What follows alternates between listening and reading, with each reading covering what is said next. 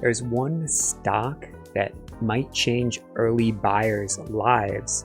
This is the Amazon of Africa, and a lot of African stock opportunities are gold mining related. They're South African, and with gold looking like it might take a bit of a pullback, a breather here, this Amazon of Africa e-commerce company could be the better pick.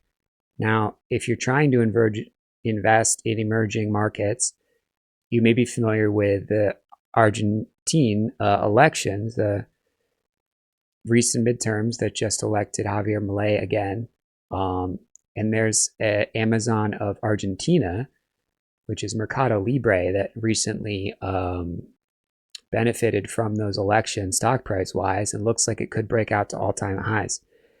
That's the Amazon of Argentina. They're also in Brazil. The Amazon of Africa, this ticker is JMIA. I'll jump into the chart right now and explain why this emerging market stock is so attractive, why I think it's attractive, and why investing in gold stocks might not be the move right now. This is the ticker, JMIA.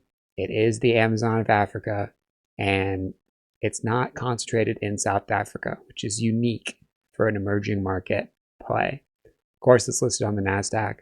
Very safe to invest in it that way. It's not a Chinese ADR either. It's not financial advice. Let's jump into the chart. This is Sam Putnam. This is Sam Putnam. This is Sam Putnam. This is Sam Putnam. This is Sam Putnam. This is Sam Putnam. This is Sam Putnam. This is Sam Putnam. So this is the chart. So knowing nothing about this company, except to say it does have earnings coming up in November 12th, so a couple weeks away. This is pretty interesting, right?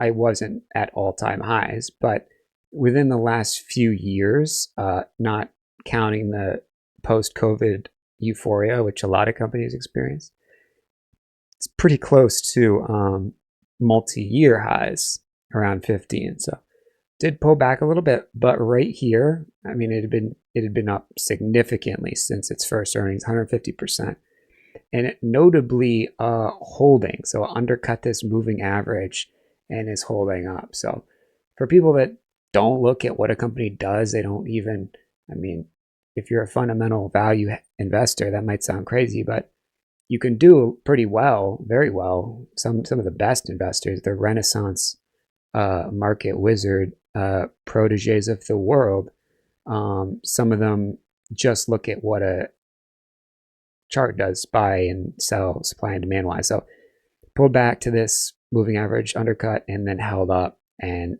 now there's a little bit of a week or so before this earnings, where if you get a pop, and you do get in here, then there is some opportunity there. The volume is not big, right? We're talking about $20 million, $30 million a day. So you really don't want to put more than a couple $100K in any, 5 to 10 minute period at an absolute max.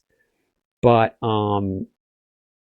still a lot of opportunity here. It's basically a penny stock. And as you can see, the moves it can make are absolutely insane. So this is the emerging market idea, JMIA. It does happen to be emerging market. And this is the Amazon of Africa. This is the Amazon of Argentina, with the recent gap up, as well as other Argentine stocks, YPF and BMA, experiencing big gap ups on increased volume, gapping up this bank stock on that election result in Argentina. So why JMIA? Well, volume's tapering off. It's sort of forming a flag. It's holding up really. I'm not going to draw something and just make something up because that's pretty made up. But typically when something starts to base and then breaks down and then undercuts and holds a moving average, it means there's definitely buying support there. So that is the bull case. And of course, getting into these blue skies will be a next big step and important. And the reason why this is going sideways is there's some buyers here probably that, are selling as the stock gets back up to their levels. So still holding, just has to work its way through those bag holders. Now, these are some other companies they're mainly South African.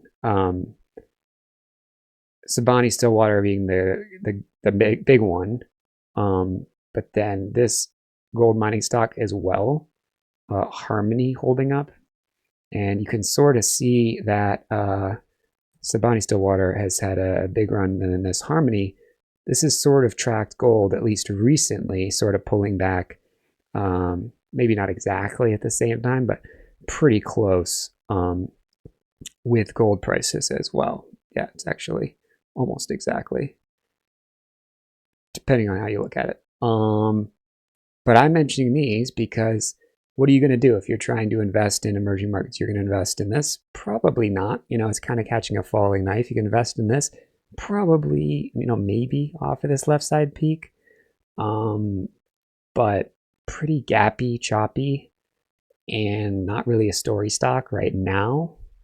So I'm not saying you need to invest in, or anyone needs to invest in emerging markets for the casual investor who's trying to find the, safest, lowest risk basket of stocks. But this one just so happens to also be an emerging market stock, besides the fact that its chart looks really attractive here holding up after getting to this basing level and getting near all-time, well, multi-year, which might as well be all-time considering 2021 is now 4 years ago, highs. So a little more about what we're talking about here. This is another ETF. You can take a look at EMQQ, but generally that's only if you need emerging markets exposure. This is an individual stock that you could just buy regardless of your portfolio needs. They are all the way up to Egypt. They have massive logistics arms, and they've also done electric bike deliveries in Uganda. So they're sort of working in the whole NGO green sector, you could say. They do have buy now, pay later, which you can imagine is pretty important for a fintech sort of Amazon e-commerce type company. And they're basically setting a new standard for what's possible. They're one of the few large companies that are not in South Africa, of African companies. They're headquartered in Nigeria, and they're in these big African markets, including Egypt, Kenya, as well, and Morocco. So Amazon is massive here. It's not big in Argentina yet. That's why there's Meli. And in Africa, that's why there's JMIA. Of course, in China, they have their own as well, PDD. Coincidentally, I don't think this is related, but PDD is also setting up right now over these levels. And the Chinese index, yin, same situation, pulling back and then showing strength. So not rolling over. So, if it is related, it's definitely a boom for e-commerce. And it's obviously a massive growth opportunity here if they can basically bridge the gap between Silicon Valley and the African market dynamics, whatever those may be. I certainly have no idea, but I do know that they're publicly listed, and they are pretty much the only way to invest. I mean, if you're investing in Alibaba, you're also not investing in a competitor at all because they're in China. Alibaba, coincidentally, also looking pretty good. Not coincidentally, because of course all these Chinese companies look pretty similar. Look at Baidu, look at Baba, even Futu, Tiger. They went up, they pulled back. They all follow this index.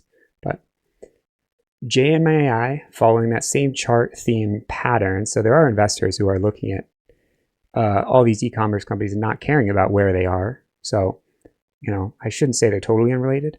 But I do think this is a unique opportunity in terms of sort of dominance in one continent. It doesn't hurt that this Argentine midterm just went through, and this e-commerce company in Argentina just had a big bump up as well. So if you can get in with a little cushion here before earnings, that's great. If it just goes sideways, then you really don't want to be holding into earnings because, yeah, this was great, but that's not always the case, right? So this is speculative, but I also think it's a pretty great opportunity for growth. So if you like these ideas, hit that like button. If you want to see more, hit that subscribe. And if you want to try out a $1 course, hit that join button or head over to stockscommunity.com. No guarantees with the course, but for people who have a lot of time and, just want to soak up information, that's there for you. I'll see you in the next one. This is Sam Putnam. This is Sam Putnam. This is Sam Putnam. This is Sam Putnam. This is Sam Putnam. This is Sam Putnam. This is Sam Putnam. This is Sam Putnam.